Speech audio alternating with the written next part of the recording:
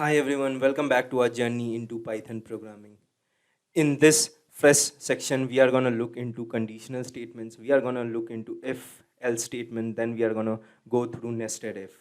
Now, before jumping deeper into conditional statement, let's know about control flow. We often need to execute a certain block of code when a particular condition is met or not.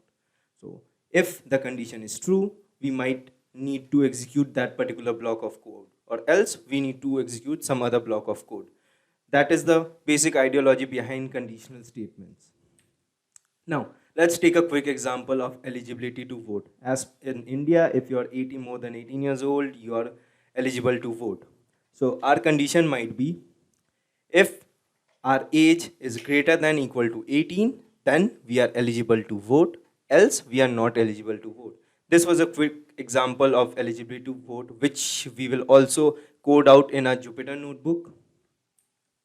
Now, to control this flow of logic, we follow some keywords. We have if, elif, and else.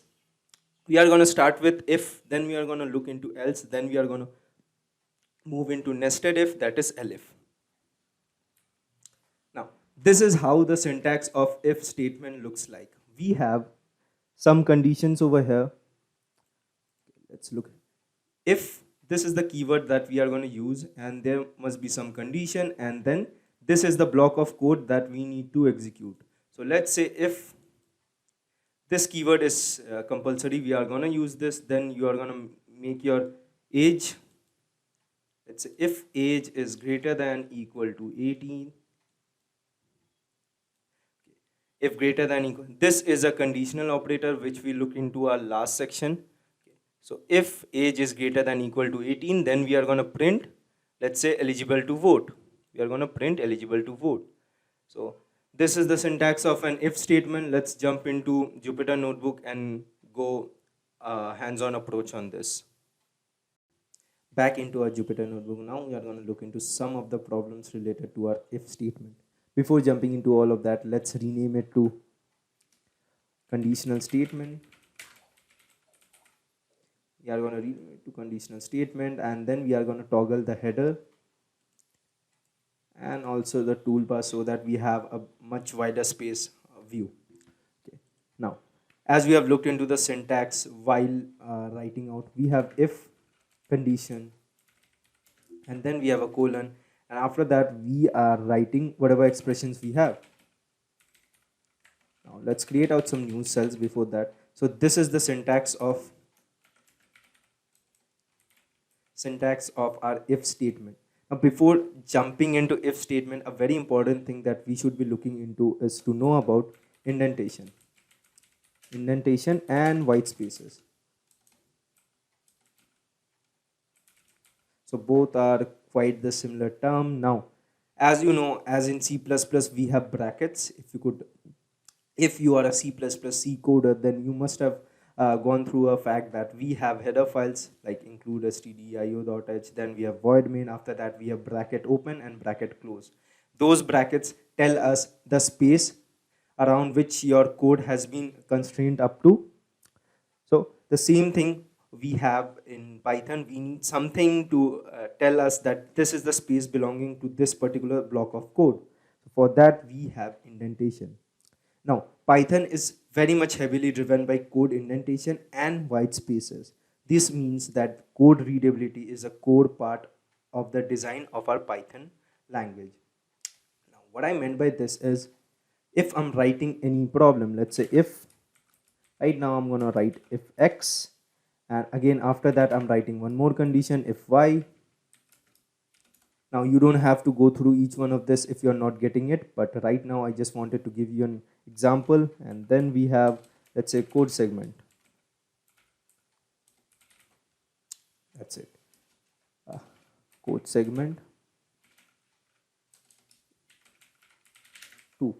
Now what I meant by indentation is, as if you could see that there are some white spaces after this block of code. After this if block, let's say I'm going to rename it as line 1. After that I'm going to rename it as line 2, and then line 3, and then line 4. So after line 1, you can see that whatever statements we have in line 2, there are white spaces before that. So why is that? Again, after if in line 2, you can see that in the line 3, we have again this much of space. And at line 4, we are having this much of space. Now, what I meant by indentation is, just for a note, in Python is heavily driven by indentation and white spaces. This one tell us that this is the space belonging to this particular block of code. Now this if statement, okay, this if statement, let's first look into line number 2 and 3. So if I have to mention out in C++, we have something brackets, we have a bracket open and then we have bracket close. So whatever you write inside of this bracket, it tells us that this belongs to that particular block of code. But in Python, we don't have brackets. So for that, we have this spaces. This space over here tells us that this belongs to the upper line number 2 if statement. Okay. So code segment is a part of if line number 2. Now again, getting outer of it, if you could see that we have again white spaces over here. Again, there is a white space and there's a white space. All of these tell us that the code blocks which you have written inside of this spaces belongs to the upper statement. Okay, so this code segment is a part of if y and if x.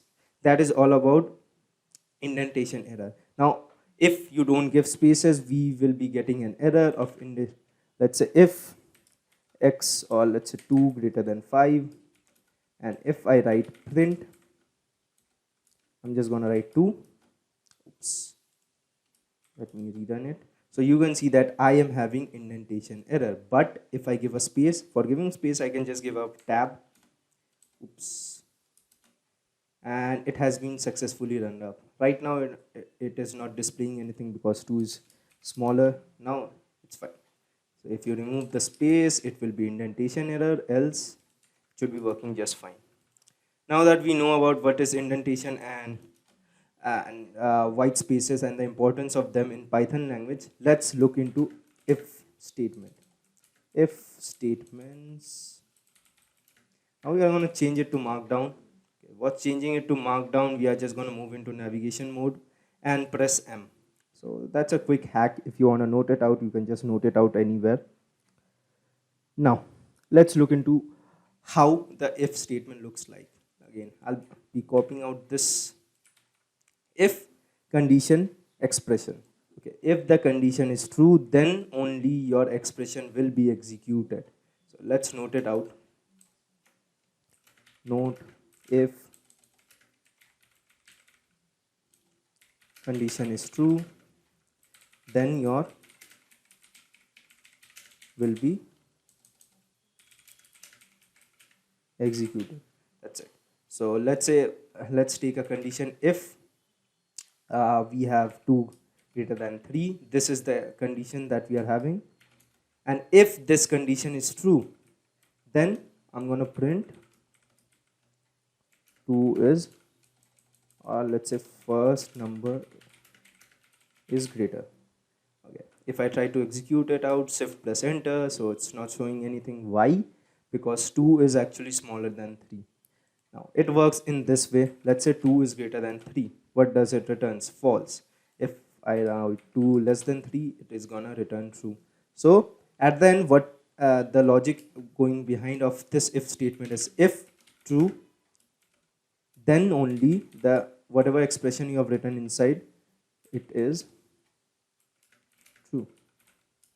Okay. If over here you have in return true, that is if whatever expression you are returning, if it is giving up the return value as true, then only whatever you have written inside of this block will be executed, else it won't be executed. Let's change it to false. If false, print won't execute. So you can see that it is not executing. If I change it up, it will just execute just as fine. Let's change it to true. Make sure T and F are capital over here, so just have a note on that. Now let's look into some of the other problems in this. So as I've told you, let's take example of two numbers, a equal to 10, b equal to 20. Now I'm going to check if I'm going to use the keyword if a is greater than b colon, okay, and then whatever expression you want to write, a is greater. If I try to execute out, it won't happen because a right now is not greater. Let's change a to 100, and right now a is greater than b.